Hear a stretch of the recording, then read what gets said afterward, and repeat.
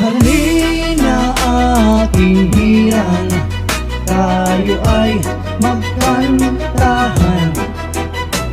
At kung tapos na ang awitan, tayo ay magkwentuhan. Eri kwento, pakinggan mo na. Sige nga. Sa silong ni Kaka may taong nakadapa. Nag-snipe? Kaya pala nakadapa, naninilip ng palaka. Palakang may buhok, aba, ngipin ay nakalubog. Kay itim ng kulay, hindi naman sunog. Ako'y mayroong manok, galing sa Bukawi.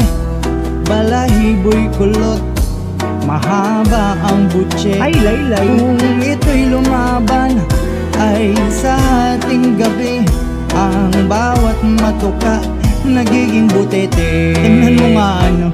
Halina aking hirang, tayo ay magkantahan. At kung tapos na ang awitan, tayo ay magkwentuhan. Eri mas magandang kwento. Eri tingnan mo. Baka hindi. Si Haring Solomon, may alagang pagong, may biyak sa likod, parang pinalakol. Kung ito'y maligo sa umaga't hapon, bakit kung kaya't malinis, laging sinasabon?